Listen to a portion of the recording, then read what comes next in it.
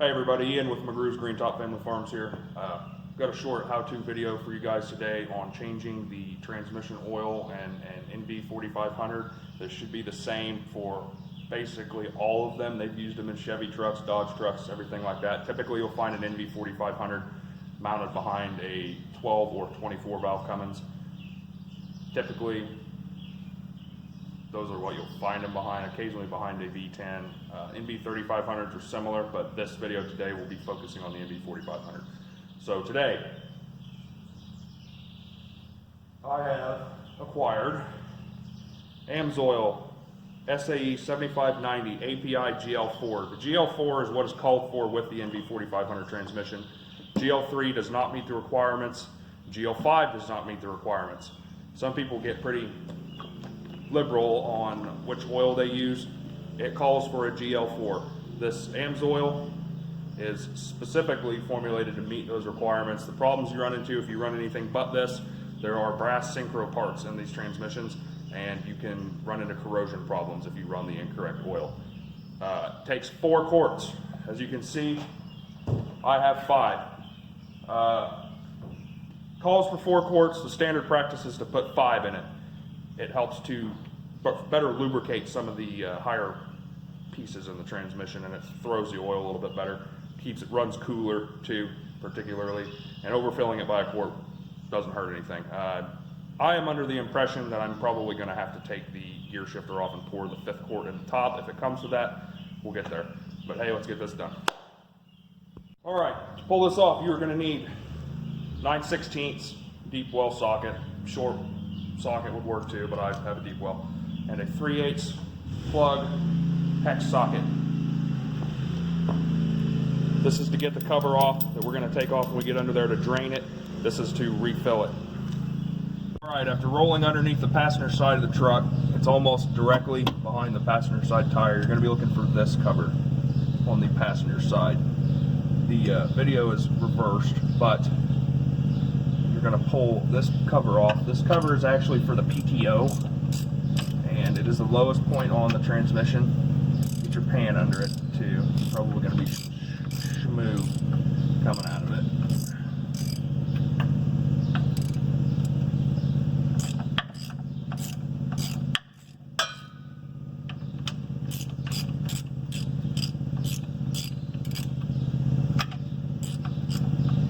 I'll pause this. We'll be right back in a moment. Pulled the first plug out, and apparently they go clear through, and you can drain it just by pulling the plugs out of it. So that's what I'm going to do.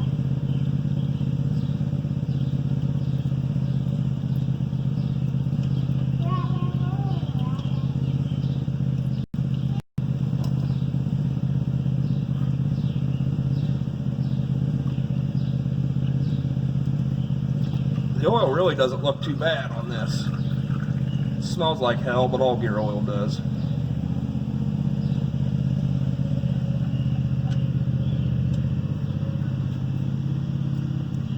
That one's still pretty tight.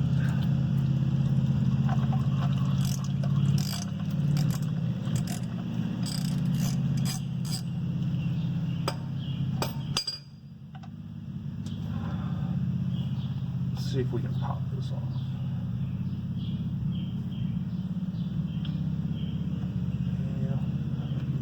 Be right back. Got my combination pry bar chisel scraper here.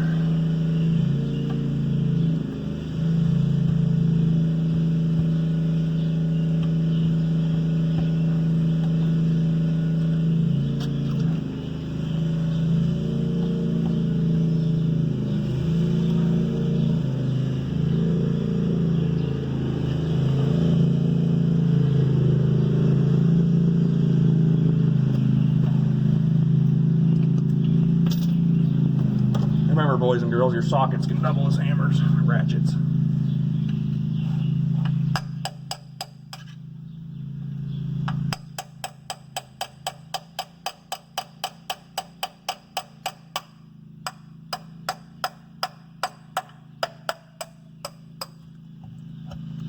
Oh, there she goes. You don't have to hit it hard, it should come off pretty easy.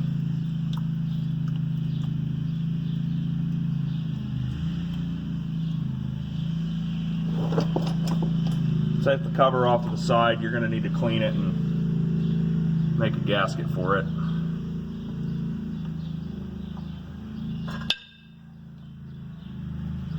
Let her drain for a while and prepare yourself to put your oil in.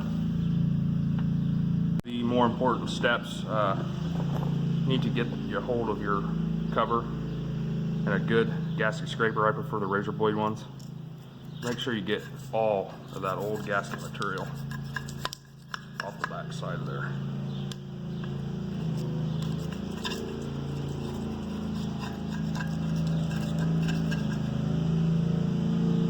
Alright, on to the chemicals that we're going to be using today. I have Permatex Gear Oil Gasket Maker. Specifically made for this. Use CRC Brake Clean. I use that to clean and prep the surface before I apply the gasket maker. It is extremely important that all of your surfaces are clean. And before I go to put the gasket on this, and I'll show you that as I do it, I'm going to climb under there after that thing is done draining all the oil out of it, and I'm going to scrape that gasket surface, and I'm going to brake clean that. And make sure you allow the brake clean to completely evaporate off both surfaces before you do this. It is very important that it be clean. Hey everybody, we're going to go through real quick on applying this gasket. Open this. I'm assuming you've never done this before if you're watching this video, so not assuming anybody's stupid, but yep, press that in there. Open that. The stuff has to sit for 24 hours to fully cure. You tighten to torque spec after 1 hour. I'm probably not going to take the camera down underneath there with me because it's always kind of a pain in the ass getting these on without getting sealant everywhere. So, oh, and here's another thing before I forget. Take a paper towel underneath there with you, reach in through the hole that you drained it from, and sop out about 3 paper towels worth of oil. What this is going to do is that bottom hole on the cover, it allows oil to drip out of it, and it could compromise your seal when you put this on there. So sop that oil out of there and get it out of there so that it does not mess with your gasket maker.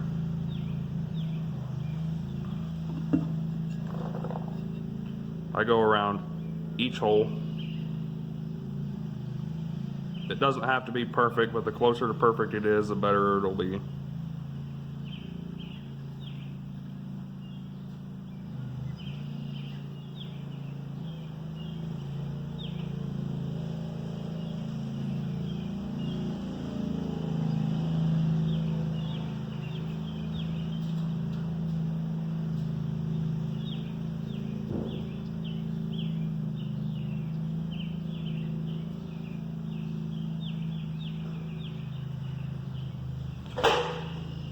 The other thing too that I'd like to point out is if you're using a different kind of gasket maker, it may not have the same procedure that the stuff I'm using is.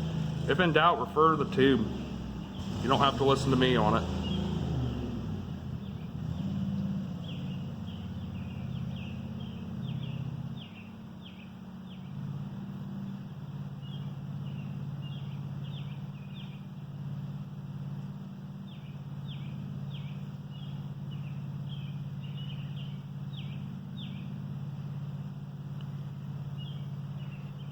I've got plenty on here, and I could probably do with about half of that amount, but I don't like it when it leaks. So when you're done, get yourself a screw, wipe that crap off there, screw a screw in it to save the rest of your tube.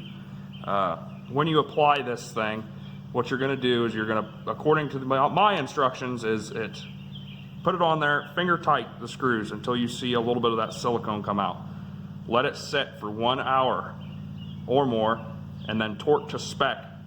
It calls for you to wait 24 hours after putting this on for it to be fully cured and you to be able to add oil to it. So that is exactly what I'm going to do, and I will be back out here tomorrow to show you guys the final steps of getting oil in this thing and making sure you're good to go. Again with McGrew's Green Top Farms, back today, raining. I'm going to finish putting the oil in this NV4500. Got my handy pumper here. I'll get under here and I will show you guys where exactly this plug is. Alright, we're under here. This is the plug you're looking for. It's on the passenger side. If you're laying underneath the truck, it'll be more towards the rear of the truck and about halfway up the transmission. To get this out, you're going to need your 3/8 hex driver. I can find where the camera is. I have one on a socket, a lot handier.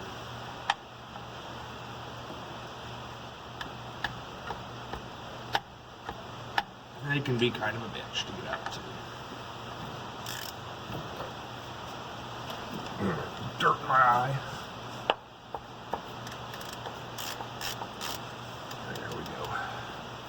The idea here with this style of fill plug is what you're going to do.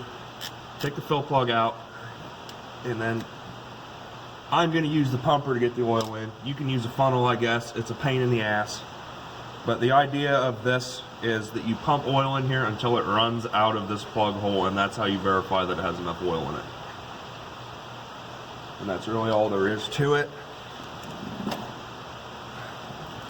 I did not wait 24 hours. I actually waited about 19 hours. I'm a busy guy. I got shit to do. So, I gotta get this oil in here and go do some shit.